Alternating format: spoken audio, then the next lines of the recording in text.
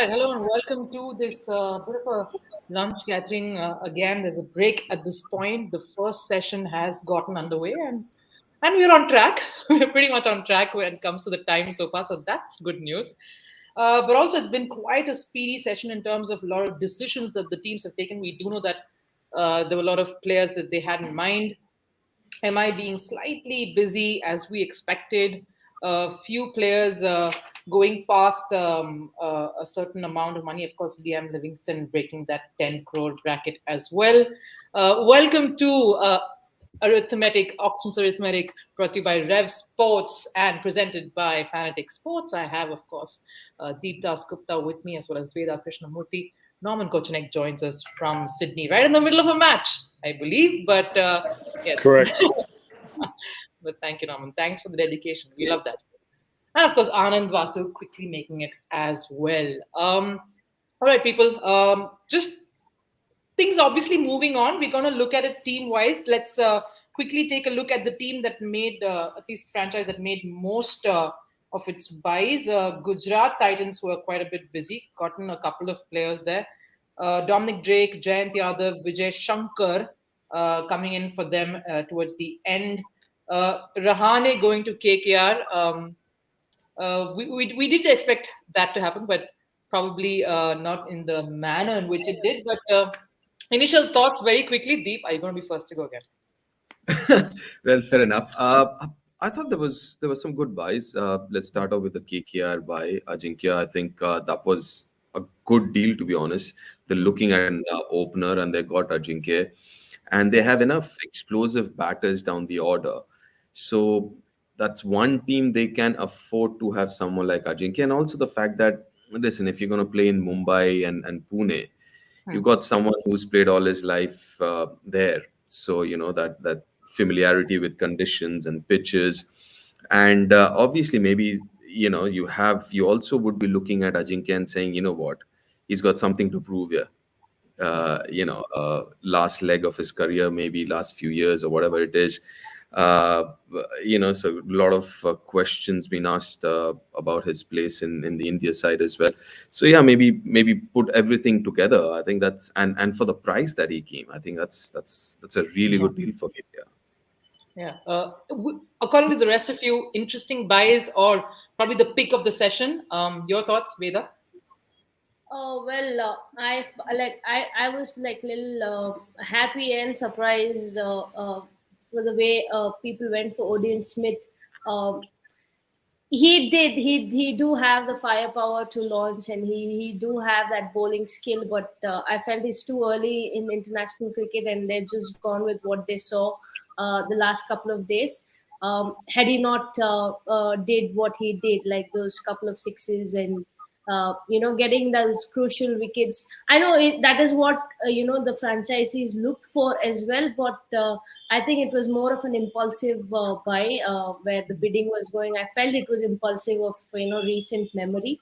Well, nonetheless, if the player has potential and if they have the backing of the franchisee like this, there might be a big cricketers going on. He idolizes Andre Russell, so no doubt we see those big muscle and that big build is very similar to Russell. And if he wants to do something what Russell has done for KKR, I think he's going to stay for long. Plus, at the same time, we were talking about Punjab Kings not having that 4 and 5, so they did go hard for Livingston, and he might not have had a great IPL last time, but we still saw a glimpse of what he can do. Right. He's one of the cricketers, apart from the West Indians, who actually hit really big sixes. So that is something which has attracted that money, and he did well in the other leagues recently, whatever he's played. So him going for that kind of a money, and Punjab having that purse to actually fight for him was interesting to see, especially at that phase of bidding where hardly people had money. Even SRS were going really hard for him. Well, they needed someone. They needed someone who could win. Yeah, they needed someone who could go and win games for them.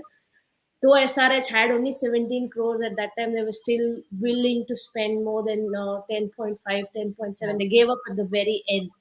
So it was nice to see that they have players in target and going really hard for them. Yeah, I want to get in Norman at this point. Norman, you kept speaking about Livingston, going for the big bucks. But at least one one thing came off, if not the Aussies. Yeah, why not? Livingston would do. But your thoughts, apart from him, of course, how do you think the session went for certain teams? Well, in particular, Liam Livingston, as we're saying, I thought that he would go strong, and he went extremely strong. And it's interesting when Punjab gets involved or SRH gets involved, the battles, it's a battle royal. It's almost like pride at stake rather than the player itself sometimes. And that was a particularly strong bid. And good on Livingston. He deserves it. He's a great talent. He's played very well here in Australia in the BBL format as well as at home in the 100. He's one of those players that can light up the screen. I think they're really going to see a lot of him. They're going to make good use of him. Bowlers in general, though, I thought were particularly well handled. They saw the importance of them, especially the new franchises and the likes of Punjab and SRH. They know that they need good bowlers on their side, as you've already said. That was the standout for me. But Livingston, by far, I was very, very impressed. But on the downside, then again, the number of unsold players. I know it's not yet the final rounds, but that's frustrating me. And watching out here now, and watching Aaron Finch and the likes of Maxwell out here playing, and I saw Hasaranga take a wicket. It's very interesting to now see in perspective the IPL plays at the auction and in the flesh. It's a great comparison. Hasaranga is a star performer. Not only is he a good bowler, he ignites the crowd as well. Yeah, and his bowling partner Manish Tikshana also finding a spot in one of the franchises. Chennai, of course, picking him up for a very, very good sum of 70 lakhs. Had a decent World Cup campaign, did Manish. But getting you in, Anand, you kept talking about Marco Jansen. There was quite a bit of a little bit of a rally around for him as well before Sunrisers pocketed him. Your thoughts on that? Quite a good deal, must say. 4 crores, yeah. Nice buy there. Yes, I think that was a good deal because I thought Mumbai would perhaps go a little harder for him. I thought they would do more to try and retain him. He's been with them before and not really played that much of a part, but he's obviously a different cricketer now, having made his test debut and done so well against India. It's not just Jansen. If you look at the other left arm seamers in this first session as well, most teams looked at picking up left arm seamers. Left arm seamers did quite well in that session. So to that end, I thought that perhaps Mumbai would go a little harder for Jansen, but Sunrisers, I think very good pick for them at that price. Yeah, let me do the next point actually. Yeah, Veda, go on. Delhi is the new RR. They're just building up a squad of left-arm paces there. The job of the bowling coach is cut out, especially with Delhi, I guess. Even RR, Deep. Even RR. I think they lost out on quite a few. It was probably disheartening to see them lose out on Chetan. They were cutting it close, and Delhi was pushing hard, and both of them were kind of at it. I think that's a bit of a worry. The few of the Indian pacers, a lot of the franchises still, even Chennai. Still missing a huge link there in terms of a quality second, in some cases, third Indian pacer. How is that going to pan out? Your thoughts on that? I think they'll have to buy a few. Few of them like Umesh Yadav and all have gone unsold, so I think they're going to come back later in the accelerated one. The other really interesting one is Dominic Drakes. I think that was a really good deal. We haven't obviously in India seen much of him, but personally, I think whatever little I've seen of him, he's a really quality all-rounder. For 1.1 CR to Gujarat Titans, I thought that's a really good deal. Again, I think SRH has done well today in the first half. Whatever we were saying, at least I was saying, I think they've kind of done better than what they did yesterday. I mean, getting Aiden Markram gives some solidity in that middle order, and then Marco Jansen. I think they've done well. The other interesting thing, the leggies, the wrist spinners, quite a few of them have gone unsold. Maybe they'll come back and stuff like that. So I think the accelerated one, because now not too many of them have money left in the purse. It'll be interesting to see the accelerated process whenever that happens. There'll be decent and good bargains there. Is this a Right. new game plan from MI? Like save up all the money and then just buy people for cheap in the accelerated. Yeah. But what are they doing? But what are they doing? Why are Like, they they had just so much money for Marco Janssen. Like we spoke that there's only Pollard who could probably make it to the 11 as an overseas player. They didn't go hard for him. They dropped out after 4 crores, and after that, Khalil, they were going until 5, and they still were fighting for him. So that was like, was it like they were so desperate to have a left arm pacer, they kept losing for it, and then finally they got Jaydev Unadkat you know, people? as their pacer. So they looked active only when the left arm pacers were under the hammer. But they should be active for probably more than just for left arm paces because they need Maybe the they're thinking like accelerated will get everybody for cheap. Why waste money now? I don't know. Maybe have more players than everybody else later on. Anand, your thoughts on how MI have paced themselves? Yeah, I mean, we expected them to probably be a little more, not It's so circumspect. But your thoughts on what's happened with that franchise? Well, I mean, there's not much you can do with that purse once the auction is done. It's not like you can take it home. So I think it's high time that they get cracking because they just don't have the players at the moment. As Veda pointed out, they probably are looking at that accelerated auction, but in the accelerated auction, you get the choice of players that you have is very limited. It's much less compared to what you had from yesterday to today to the next session. So I'm really unable to understand what their strategy is. I'm sure there is one. There's some very smart minds in that Mumbai Indians camp. So We there believe. is. Let's hope to believe that. But I have to get back to Bangalore once more because don't think they did much in that session, did they? Why? Shouldn't they be doing? I think they're quite reserved. Right, I think they're waiting for the action later. Sorry, Norman, you got to go again before I go to Deep. Sorry, I was just going to quickly say that RCB, along with even the Mumbai Indians, there's a certain calmness about their selections. They seem to know what they're doing. They seem to be totally aware of their strategy and they're going to stick to it.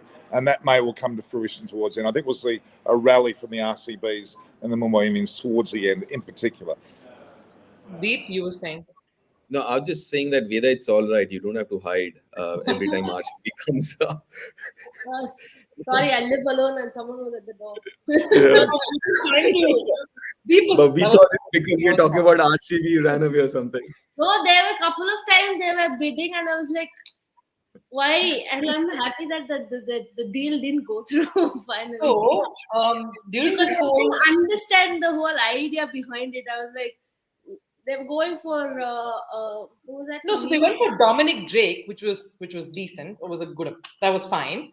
Then No, they they went for that fast bowler, like Sri Lankan fast bowler. they went for Chamira. Dushmantha Chamira after that. Look, There was you the have for Hazelwood, you have Siraj, went for Chetan. two of them, and Chetan was still fine, like an Indian fast bowler. When you have Joss Hazelwood, someone who can only like bowl, and you have Siraj, who's a proper bowler. I was like, why do you need another fast bowler who will not contribute much when it comes to batting? Maybe they were looking at as a backup option, but I felt that the money is too less. Save it for your batsmen. You need batsmen on the top, and as well as the Indian players. Any thoughts on Bangalore before we move to another franchise, guys? From anyone? Anand? Yeah, I think Veda is again correct. I think if you have to get your 11 first sorted, then you can think about backups and reserve players and things like that. There's still a few holes to be plugged in that Royal Challengers Bangalore team. All right, moving to a team that's been relatively busy and have to say they paced themselves pretty decently well. Pretty decent on paper as well. Punjab Kings could have actually gone all out with the kind of money they had in, showed decent amount of restraint when it came to certain buys, paced themselves decently well, went, and I think they, at least in their mind, they know they paid the right price for the right kind of player. That's quite difficult for a lot of players as is. But your thoughts on how Punjab is looking? Deep, going to go to you first. They picked up Liam, of course. Their first 10 plus crore buy for the auction, and Odin Smith. But how are they looking at this point? And they obviously have a few places to fill, which is particularly that batting lineup. Yeah, I think they're looking good, to be honest. Listen, Liam Livingston, obviously, we were talking about him. Mm. I think he's the real deal. If you look at his international numbers as well, at times T20% numbers are a little inflated because there are all these leagues they go and play. So it might not be the true reflection of the player.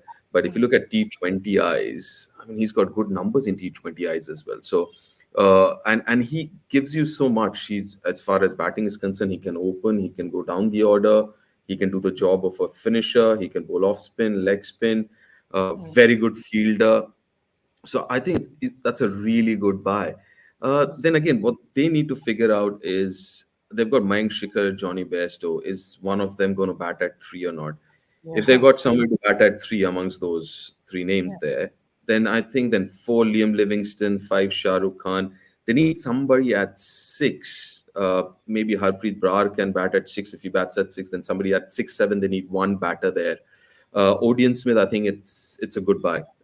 Odin Smith is a good buy. I know Veda mentioned about him not being kind of a proven commodity as yet, which is a fair point. I think we haven't seen much of Odin Smith, but looking at what I've seen of him in the CPL, the series against Ireland in ODI cricket, and what 3 games against England T20Is, he's really good.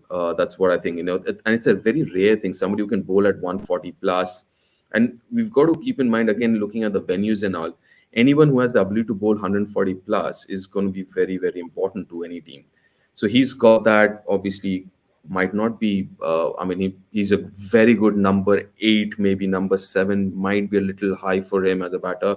Yeah. Apart from that, Rabada, they've got good Indian options. Arshdeep's been brilliant, but they have Sandeep Sharma, the experience Ishan of him, and Ishan Poral. I think they're looking good. They have Rahul Char as well. So yeah, I think they've done well, to be honest. They Yep. almost have around like 9 players who could make it to the 11, nine Yes. to 10. It's just like one or two spots which they need to like fill Yeah. in now. The way it looks like from yesterday to today, it seems like Punjab actually has got a lot of players for a lesser price than expected. Hmm. Plus, at the same time, they've been really smart with their choice as well. So they are shaping up. They're looking a good side, like a good, powerful squad. Like not just one or two match winners. They have Hmm. 4 or 5 match winners there. So that is very interesting. You need that kind of quality, that kind of attitude in players, and I feel like to get Shikhar Dhawan for so less, Shah Rukh Khan for Yeah. so less, Bairstow I and think they've just got up on the Rabada. yesterday. Rabada. None of them broke the 10 crore. I mean, Exactly. Like I think they woke up on the right side yesterday. They've got a real lead. yep, they're looking, and the squad is shaping up pretty well. They're looking good, especially at this stage on day 2. Norman, your thoughts on Punjab as well, considering how much flack they've already received, I think, for many seasons and not just this one, particularly coming up with another fresh take and relieving all of their players. Um, Starting to look good, this squad. It certainly does. My only concern is, like any team in reshaping their team, they have to spend a bit of time getting into a groove. They need to both start and finish the tournament well. It's a very long tournament now with 10 teams. That consistency through the tournament, especially towards the back end of the tournament, is what Punjab has probably lacked over the years. And I think that's the key. And that's not just the player and the makeup of the players, it's the way the players come together as a team. And I think that's always been the issue with Punjab. And I think they've got the right players there, the right mix to actually go quite far or quite deep into the competition when it starts. So I like what I'm seeing. I like what I saw last year with Delhi Capitals. They didn't quite produce. It's a matter of going from what's on paper to the actual playing field. And I think Punjab have got the ability this time. They've got the right mix. Let's hope. Yeah, and a good point. Ness also made a couple of players they've played. I mean, a lot of the foreign players have played together, whether it's Best or Liam. There's some sort of a gelling factor there as well with some of the foreign players. So good for them, going well. Switching focus to the new teams. Not much from LSG, obviously, because they're also spent quite a bit on day 1. But yeah, just a couple of additions there just to, again, probably be in the bank. Thoughts on that, Anand? Gautam and Shahbaz, I think. I think Lucknow had a very good first day, so they didn't really have that much to do today. They have their um, mm, they have all bases covered. They've built a pretty strong squad, so I don't see there's not one glaring hole or something that you say they desperately need one fast bowler or one spinner or one batsman. So I think Lucknow did a lot of the hard work yesterday. So perhaps not having to do that much today. Maybe they will keep their eyes open when the accelerated auction comes by to see if they, just need to back up some of the players. But by and large, I think they were one of the early sides to kind of get their mix right. Deep? Yeah. Yeah, I think they're in a very good position to start looking at good backups now. As Anand mentioned, I think their playing 11 looks really good. I mean, that's how I kind of write down the players. And I'm looking at that 11. For example, I mean, KL Rahul, Quinton de Kock, you got Manan Vora as a backup already as an opener. You have Yes. Manish at 3, Marcus Stonis at 4, Deepak Huda at 5. Maybe you need a couple of Indian players or an overseas player as a backup in those position for those positions. Jason Holder at 6, Kunal Pandya 7. Then you have Shabaz Nadeem as a spinning option with Krishnappa Gautam, who is also has this reputation of hitting long balls, off spinning option as well. Ravi Bishnoi, I think. I think this is going to be his year. Ravi Bishnoi, I really like him. Avesh Khan, Ankit Rajput, two options. I mean, Avesh Khan would be straight away playing 11. Ankit Rajput, maybe they might get another Indian fast bowler as a backup. Mark Wood, would be my first choice, but Dushmanta Chamira as a backup to Mark Wood, brilliant buys. Dushmanta Chamira, I really, I mean, I've been seeing, I mean, last year or so. You mentioned it. He's such an improved bowler now. Again, someone like Mark Wood who can bowl 140 plus consistently, can bowl in the death as well. So yeah, that looks again. I got to agree with Anand. That looks like a really good, solid side, and they have the purse to actually kind of push some of the other franchises and also look at some really quality backups. If maybe that middle order, Manish Pandey, Deepak Huda, maybe an Indian backup middle order, or yeah. Veda, anything to add before we go to? Yeah, like I agree to what they're saying because they've got pretty much their main playing 11. I would say like they've got that sorted. They have a squad in mind, and plus they have got backups as well. So I don't think so. They need to break in their head and say like, oh, we missed out on someone or anything. They've got match winners in Indian cricketers. They've got match winners in overseas players. I think they look like a really good squad, and they did. I mean, all thanks to their first day effort yesterday. I think that's why they're sitting pretty comfortably.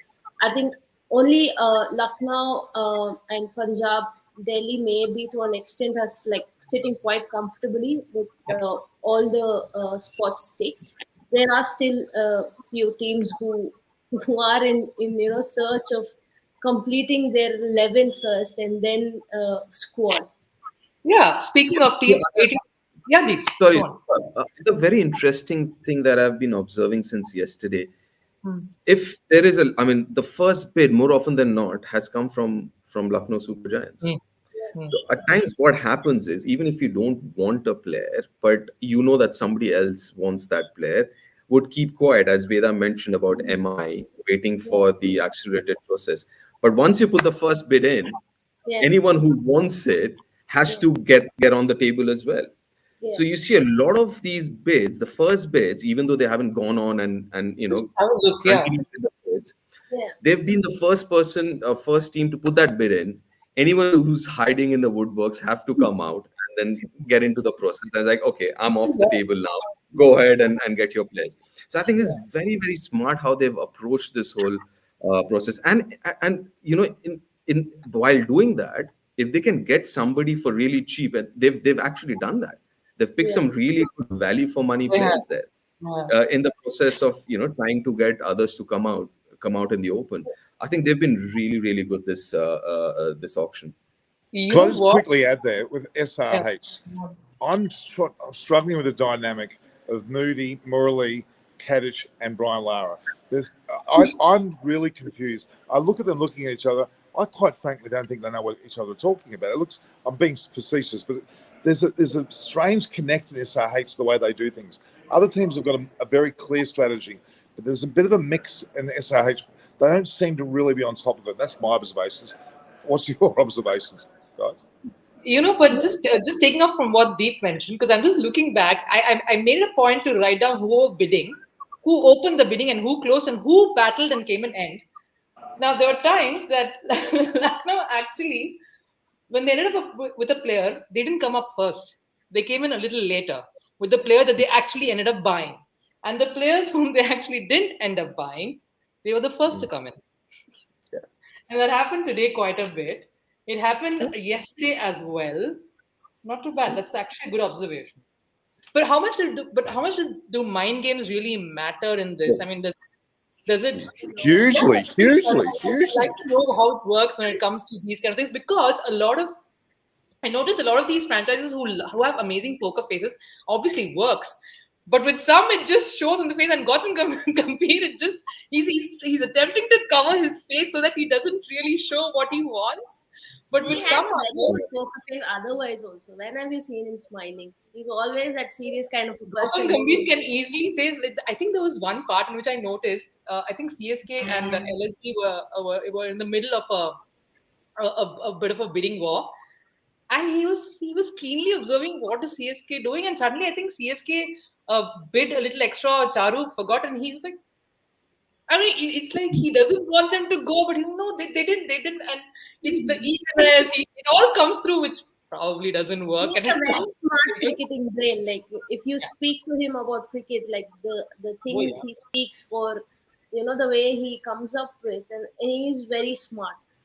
Like I would say, I don't really know who's the brains behind it, but for me, definitely it's him, and he's actually done a really good job. Listen, I, if Gautam's there, it's gonna be his brain. This is what I Yeah. can tell you. I mean, he's not one guy who's gonna sit behind and let others do the talking and yeah, like I've got opportunities to have a Yeah. conversation about. I agree but with Deep on that, of but course. Veda, I completely. I mean, I'm with you. I mean, he's GG. I think he's a good leader. He's got an and he's one guy who just loves watching cricket, right?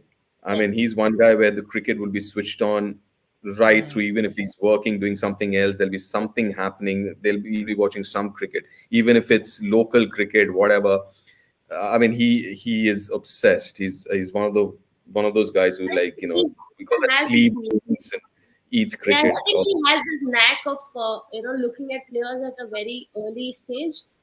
Like there are quite a few cricketers like Ritesh Rana or a couple of Delhi players where he's gone and really backed them, and they've come out and done the job.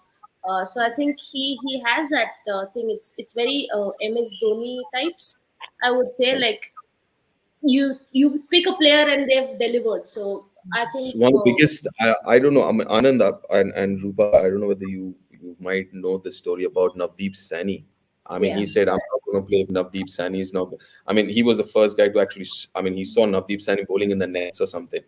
Dennis Somebody had brought it over. played. Yeah. And he said he has to play. And he was Wow. the captain of Delhi at that point in time. So, Yeah. yeah, I mean, I mean, he knows what he wants. And he, more often than not, he gets what he wants. And it will work because he's got a person like KL Rahul, who's the captain, someone who is open to kind of him. He's learning himself. He's still in his early stages as a captain, willing to learn, willing to kind of, have someone take the lead and sort of get into shape. I mean, I think, this could work. Because that's an interesting thing because, again, if you look at Indian cricket and cricketers, it's always the cricketers who's the alpha male there, right? Not Yeah. the coach, not the mentor.